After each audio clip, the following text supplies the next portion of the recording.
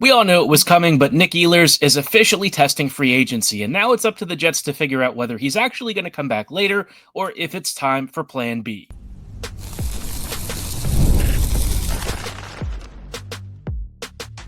You're Locked On Jets, your daily podcast on the Winnipeg Jets, part of the Locked On Podcast Network, your team every day. Hey friends, and welcome to tonight's episode of Locked On Winnipeg Jets, part of the Locked On Podcast Network, your team every day. I'm your host, Harrison Lee, an avid Winnipeg Jets fan and an online blogger. You can follow me on Twitter at HLivingLoco and at LO_Winnipeg Jets. Thanks for making Locked On Jets your first listen of the day every day. If you like what you're hearing, be sure to like, follow, and subscribe on all of your favorite podcasting platforms and YouTube. Doing so, of course, is always free of charge and ensures you never miss another episode. Most of all, though, we just love and appreciate your support. Tonight's episode, obviously, there is a lot to talk about. Ehlers is officially testing free agency, but it doesn't mean the door's closed on the Jets. That said, Winnipeg might be preparing some backup options, and some of the names the Jets are getting linked to, well, don't really make the grade in terms of replacing what Ehlers can bring, especially in an elevated role, but of course, Winnipeg has likely other plans, and so does Nik at this point.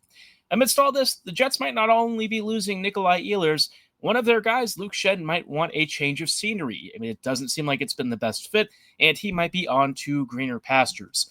This is all leading into what could be a very crazy Friday.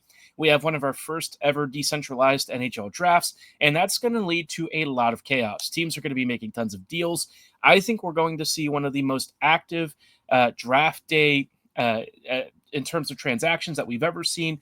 This is going to be a very wild Friday, and I think we should all buckle up because I honestly have no idea what the Jets are going to do. This could be a very interesting time for Winnipeg heading into July 1st. But before we dive into all of that, let's start off with the Nik Ehlers news. Not really a shock, but Ehlers is confirmed to be testing free agency. You know, I think a lot of this has kind of been coming to a head. The rumored offer that he received from Winnipeg was 8x8, which is very fair. I think 8x8 is a ton of guaranteed money, probably more guaranteed money than he might get elsewhere. But I think for Ehlers, it's about the role, usage, and really what he sees as him kind of doing the next best thing for his career. He wants to chase a cup ring, and I think he could do it in Winnipeg, but I also understand if he looks at the Jets roster, how he's been used, and what he sees as this team's upcoming lineups, and doesn't necessarily feel like this is the team that's going to get it done. It's a bit of a shame, but in a lot of ways, I don't think he's wrong about it. I think that there are some real clear gaps between this team and maybe some of those competitors he could move to. Now, the number of squads that would want Ehlers, it's going to be an interesting fit, right? Nik doesn't necessarily have the craziest counting stats when you look at it on paper, but if you start digging into his scoring rates and stuff, you realize that relative to his ice time, he's a top 10 5v5 point producer. You know, we're talking the categories of like McKinnon's and the Pasternaks of the world. This is where Ehlers lives. He just doesn't have the ice time to actually reflect that in his overall box scores. So some team is probably going to be taking a little bit of a punt here and expecting that if you put him on the top line like the Jets did when they had Ehlers, Scheifele, and Velarde, that what they saw with that trio putting up, what was it, like 25-10 in goal scoring against their opponents? I think they just absolutely ran through opponents. It wasn't close. And I would imagine that a lot of teams know what Ehlers can do, and they're probably very intrigued by it. I don't think, though, that it's one of those things where every bridge is burned. I think Nik's going to test the market. I do expect him to sign somewhere else. I just feel like that's the logical conclusion. But if he really doesn't see anything that's all that interesting, and, you know, I think the Marner deal really will play a big role in this, he might come back to the Jets. The door's not closed on Winnipeg. But I think based on, you know, the conversations that Chevy had earlier today in a weird press conference, personally didn't see a lot in there, but I do feel like in a way the Jets might have suggested that the Taves play didn't quite work, or at least wasn't really received in a way that made it clear that Nik was coming back. It just seems like we're still status quo. He's going to free agency, and, you know, he's going to play the market, right? Marner will move the market. Obviously, Ehlers is really going to be the second best player out there that you can pick up. And so this is going to be a fascinating next couple of days. Obviously, the run up to July 1st, we're going to see tons of teams linked to him. I thought Utah would be a very big shadow favorite for Ehlers, but Paterka now kind of does away with that. If you're looking for teams that could be players, Toronto's out there if they're looking to replace Marner. Dallas if they trade Robertson. Vegas if they don't get Marner, and Carolina if they don't get Marner as well. So lots of teams that are looking for really good finishing talent and skating, and Ehlers very neatly checks off a lot of those boxes. Now, I mentioned the Jets might be after some plan Bs. The plan Bs that they're being linked to, I have mixed feelings about. One of them, Andrew Mangiapane, I like. I just don't think he's the guy that you bring in to replace Ehlers. Mangiapane is a really nice middle six scorer, and I think in the right role, he could probably drop 35 to 45 points, especially on this team. This Jets team, I think, could find a way to make him work really well, and I think he would actually be a very good producer and finisher for this team. The thing is, though, that I don't think he brings the same level of transition and playmaking ability that Nik does, and Ehlers on the power play, especially that first unit, was a really big roaming piece. It was something that I don't think anyone really anticipated until Payne started doing it, and suddenly it just really clicked. So Mangiapane, I don't think is going to be able to do that kind of stuff, but I do think if you're looking for somebody who could be a decent value punt as a middle six option to help bolster your forward scoring depth, he makes a lot of sense. And he also adds some insurance if things don't go well with some of the rookies and prospects. We're all kind of hoping that Lambert and Chibrikov can really take the next step, but there's absolutely no guarantee that that's going to happen. So you kind of need to give yourself some real scoring depth in case it just doesn't happen. The Jets are also being talked about as being in on Besser, which seems like whatever rumor about Besser signing with Minnesota at least was not really something to read too much into. Brock is a guy that the Jets have really liked for a long time.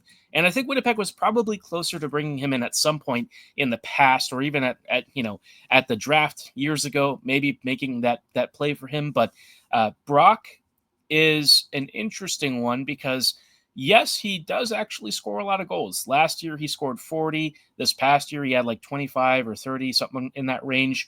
And traditionally, he's been like a 25-ish goal scorer for most of his career. The thing with Brock is that he's slow, and he doesn't really have a very strong on-ice impact, right? Now, whether that's the environment or whether that's him, you can debate it. I think Brock is a very good finisher and somebody who would really be great on the Jets' power play. But I think if you're looking for the kind of skating and impact that Ehlers would have in a big 5v5 role, you're probably going to be left wanting a bit. And Brock could be expensive. I don't quite know what his market is. I want to say his salary projections from like AFP Analytics or something, whatever that group is called, was like last I saw in the $8 million range. And that does not make me super comfortable, got to be honest. Brock could work out and it might be fine, but I don't think that that's the amount of money that I would feel good about. If it's in like the $6 million range or something, that's a little more in line with what I would think would be a safe gamble, right? Brock does have an injury history, and he's kind of been up and down the past couple of years. So I do think that there is some risk with him. And again, if you want to look at the skating speed as being an issue, the Jets are a big, heavy, slow team, and I don't think that he's really going to help that. So, this is a signing where, yes, he will plug a roster spot, and it would be an immediate fill with a team player that I think a lot of people would enjoy, especially the Jets org.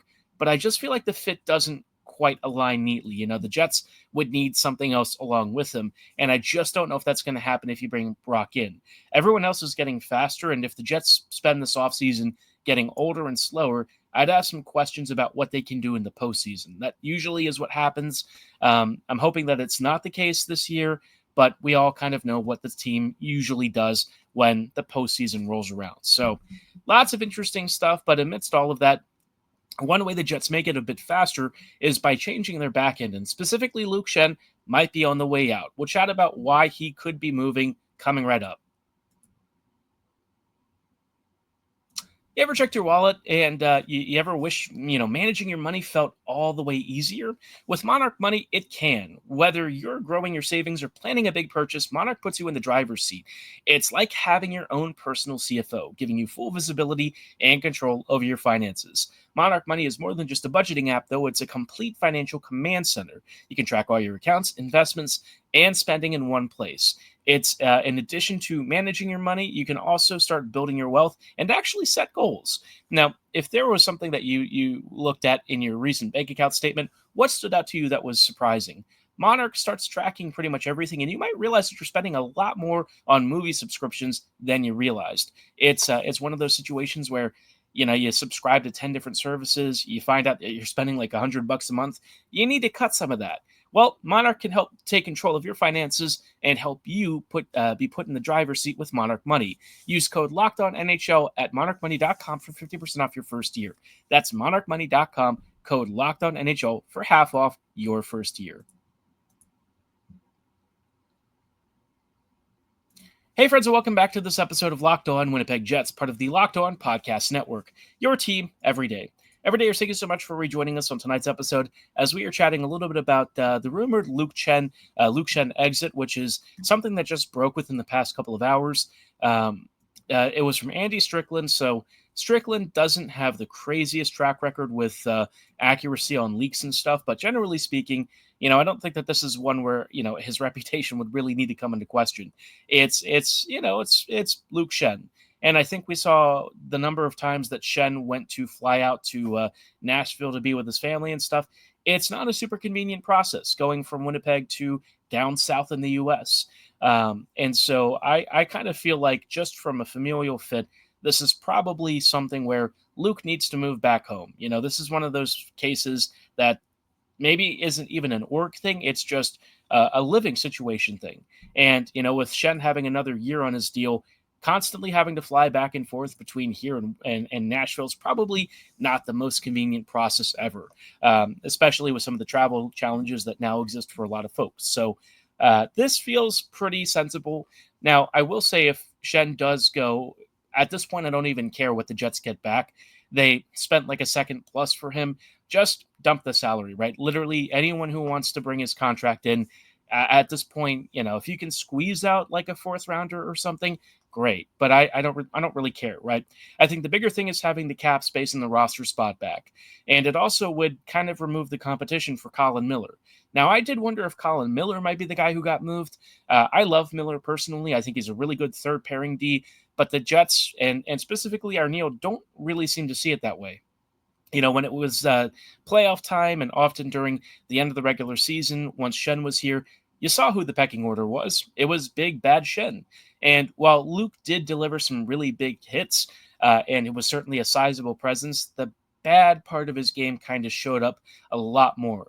I thought like his past first instincts to try and get out of trouble would be enough to sort of compensate for that. But I think we saw in the playoffs especially, it just wasn't enough. He was so slow and sluggish that it actually caused him a lot of problems. Not too dissimilar from, Logan Stanley struggling to get the puck out and skate with control. So it is what it is. I did kind of suspect that the Schenn thing wasn't going to go super well. It's probably best for everyone if he leaves. I appreciate his service, and he was a big physical leader in the room and certainly a great interview. But unfortunately, I just don't think in terms of what he brought to the ice, it was the kind of fit that Winnipeg really needs to be emphasizing. Like I said earlier, the Jets need to be getting faster and younger, and I think Winnipeg kind of needs to follow suit and make sure that the rest of the lineup isn't too senior. You got to have a good balance of young, skilled players who are on their ELCs, some crafty veterans, all that stuff. It's how you start really building a strong contender. Now, with Taves in the lineup, obviously that's going to be a bit of a question mark. We really don't know what he's going to do once he gets here. My guess is probably struggle for a while. I mean, I just can't see a guy taking 2 years off, hitting the ground running, and especially, under very controlled circumstances when he was practicing, right? He gets to the NHL again, and it's going to be back to, the chaos and grind of the game. So, yeah, there's some real big unknowns here, but If the Jets can maybe move some of that salary off the back end and maybe reinvest it in some forward help, I think that would be really pleasant. Winnipeg needs help up front. Ehlers is going to be a very big hole to fill. And I see on social media a lot of people saying, what's with the Ehlers love, right? He gets hurt a lot. He doesn't really have the craziest stats if you look on paper. Why is everyone so upset about him leaving? And I tell you, just let him get on somebody's top line, and you'll see why there's so much frustration. And with Ehlers, he might play the same number of shifts, but that ice time was very much, a short shift situation versus Connor, Scheifele, and those guys who were out there for minutes at a time. So with Nik, all I can say is if you're looking at the market, you don't really have somebody immediately who can come in and step into that role. So try and insulate as much as you can, bring in more depth around the roster, but make sure that it can actually score, right? Let's avoid some of the Mason Appletons of the world and go for more Mangiapanis or even Manthas if you're willing to take that kind of risk. Maybe you make a big play for, and obviously the Knights are trying to get rid of Bill Carlson, maybe Tomas Hertl. This is where I think the Jets need to get creative and find some sort of a solution. The Jets, I think, are in a really tight spot in some ways, and this roster, especially without Ehlers, is going to start to reveal some real cracks in this 5v5 game. Nik at times was, one of the few guys who could drive offense in that top nine, and now you're starting to realize once you take those pins out, you don't have a lot to stand on. So hopefully the Jets address it sensibly, make some big acquisitions. If Schenn's out on the back end, hopefully Miller comes back in. I do anticipate Logan Stanley probably having another full year with the Jets. My thoughts on Stanley. It is what it is. Heinola has to be moved at some point. I just can't see him spending another year basically being press box fodder. Or maybe he just goes to Europe. I really don't know what he's going to do. It's a shame, a lot of these undersized European D who actually move the puck really well and pass extremely well never really get a chance to because they don't stand out to the coaching staffs the way that, the big physical guys do. But, a lot of the big physical guys don't bring a lot of puck moving ability. That's kind of the big thing for a lot of NHL teams now is moving that puck a lot faster and with more accuracy. But it just seems like teams are moving in a different direction. And guys like Heinola aren't going to stand out and look dominant. I don't think that that's really their game. And so it'll probably be another Brandstrom and head overseas. But at least we can maybe make Colin Miller a more routine part of this rotation. He really shouldn't have been benched during the playoffs. I know that he has had some off games here and there, but given what Winnipeg's right side looks like right now, you need him in, right? He's probably, honestly, at this point, your best right-handed D outside of Pionk, which is not great. I think that speaks more to the depth on the right side, but thankfully the left side is still pretty fantastic. So hopefully we get the Sandberg announcement soon. Everyone feels a little bit happier about that, and the Jets can kind of consolidate some of the roster spaces, make better use of it, and start opening some spots for the future as we see guys like Salamanson graduate to this next level. Salo, I think, is really labeled for a future top pairing role alongside Morrissey. I think it's really just a question of when, not if. I don't know if he'll thrive in that role, but I do think that based on what we've seen with him already in North America and his quick adaptation to this league, obviously with the warts that it comes with, but overall, right, first year North American pro, Salo really hit it off with great aplomb, and so I'm happy for him, right? I'm just excited to see him really elevate and take a bigger role, and I think the Jets brass really holds him in high regard. So he's gotten, I'm sure, some pro mentorship from players like Schenn, during camps and stuff. Not necessarily Schenn himself because he wasn't here long enough for that, but he's probably hearing from the other guys, Morrissey, Sandberg, those dudes. I think they're probably coaching him along and sort of helping him get better and better as a pro so that when he finally makes the jump, he is ready to answer that call for Winnipeg. But of course, he's not going to be the only piece that hopefully slides into the Jets lineup. Amidst all of this, I think Winnipeg is kind of in an interesting spot too with their draft pool and prospects because, they could conceivably use their stuff tomorrow, but Friday feels like it has the potential to be a really big paradigm shift for a lot of the league. I think we're going to see some really big trades and really big moves, and based on a lot of the rumors that have been circulating kind of coming true early, what happens tomorrow could be really the wild, wild west of the NHL. And with Winnipeg trying to figure out how to fit all of these pieces together, who can sub in, with the youth, whether it's Salamanson or Shibrikov or Lambert, all this stuff is kind of swirling around. Winnipeg still has to bring in some really big reinforcements. I don't think that that's an option anymore. It's a necessity. So I want to talk through Friday and what I hope to see from Winnipeg coming right up. Guys, you've probably heard of Viagra or Cialis. Maybe you even tried them. But if you're looking for something beyond the usual pill, it's time to meet Rugiet Ready. Rugiet is a next-gen prescription treatment designed to amplify arousal in the brain and boost blood flow.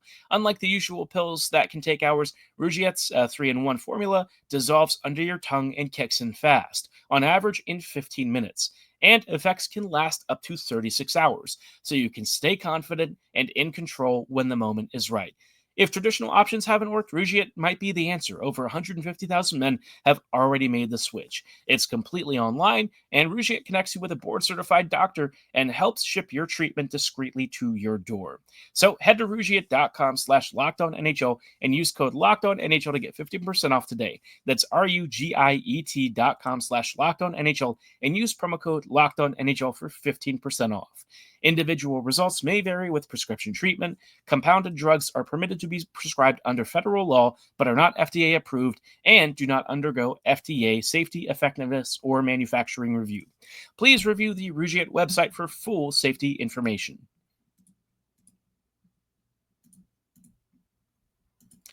Hey friends, welcome back to this episode of Locked On Winnipeg Jets, part of the Locked On Podcast Network, your team every day. Thank you so much for rejoining us on tonight's show as we're just wrapping up real quick with some thoughts ahead of Friday. I think this is going to be one of those freaky Fridays to remember. With all the rumors that are swirling around, a lot of big-name free agents available on the market, and teams already kind of lining up to blow their cap space on one or two big signings. This feels like a Friday that's going to see a lot of movement. Marner's going to hit the market, and a lot of teams want cap space for him. Teams like the Stars are desperately trying to figure out what to do with guys like Robertson, Lyubushkin, and Dumba. You got some real big questions about who's moving where, what's going to happen. We've already seen a blockbuster with a Peterka deal. I haven't talked in detail about the Peterka trade other than that, Doan and Kesselring are fine players, and Kesselring in particular is probably what Utah was comfortable letting go and what the Sabres really felt like would upgrade their roster. But I look at Peterka and just think that there's a lot of potential with him. He'll move there and probably kill it. Already signed an extension, and I think we're going to see some real big movement, right? Whether it's RFAs, other UFAs that are maybe coming up in the subsequent seasons. I just feel like teams are trying to prepare and get ahead of what could be a very interesting cap situation. Teams that are in small markets that maybe can't afford to throw lots of salary at guys and big signing bonuses might have to be moving towards a different model of how they make their acquisitions. This is going to be a new era of the league. We're already hearing that there's going to be 84 regular season games now. And so the NHL is expanding rapidly.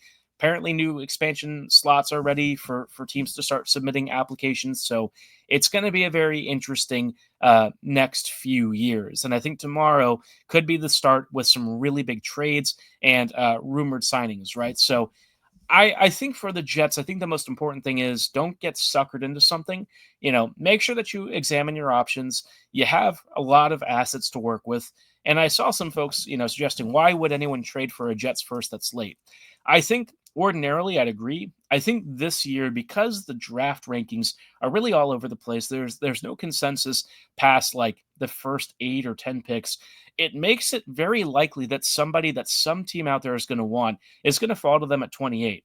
I don't think it's going to be the Jets, and I've seen them from Cam Robinson being linked to the goalie Ravensburger, but I just, I wouldn't really be too interested in that.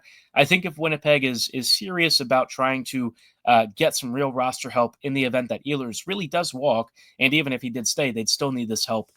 You should try and move that pick for a roster player, and it might not be a crazy one. You might not be able to swing a massive deal, but I think if you start to think about packaging some stuff, this is maybe where you can make a really big play. If somebody genuinely falls to the Jets that you just can't miss, Obviously, you'd be fine to use the pick, but I have a really hard time imagining that somebody of that quality is going to make it all the way down to 28. At that point, you're looking more at longer bets, more projecty kind of players. There's just not a lot of guys that I think are going to filter down that far. And so I'm real interested to see what the Jets do. They still don't have their second round pick, so that obviously precludes, offer sheets of a certain salary range, and the Jets having two higher picks this year. But maybe Winnipeg is able to move some roster player that they just kind of need to get rid of for a second or something. I don't know. I doubt anyone values Morgan Barron that highly, but maybe some team just does something crazy, right? Winnipeg has kind of like this world of options available to them. Do I think that they're going to really do anything tomorrow? Um, Probably not anything crazy. We might see some extension announcements. I feel like that's going to be the big thing first, and maybe we see something happen towards the draft start. But I think a lot of other teams will be making their moves first, and whatever the Jets do might be more in reaction to that. Unless there's a big surprise, there could be. This could be, where the summer of Chevy really kicks off. But based on what we've heard so far, what we're seeing from the Jets, their early telegraphed moves, I don't think Winnipeg is going to be as active in all of this action. So the next 48 hours are going to be fascinating. I have no idea what to expect. I'm hopeful that we see the Jets really silence some of our skepticism and kind of swing for the fences. If it doesn't happen, it doesn't happen. It just is what it is. But hopefully by the end of tomorrow, we'll have a little more clarity on what Winnipeg thinks its next season is going to start to look like. But curious to know if you're excited about the draft. Is there anyone that you want the Jets to go after? I saw some shouts for Nesbitt and a few others, but obviously, the Jets are going to have to figure out something with this pick, because whether they make it or not, they've got to do something with it. So hopefully Winnipeg makes a smart choice and can come away with something really helpful for, maybe a closer near-term solution to some of Winnipeg's bigger problems. But for tonight's show, that's going to be all the time that we have.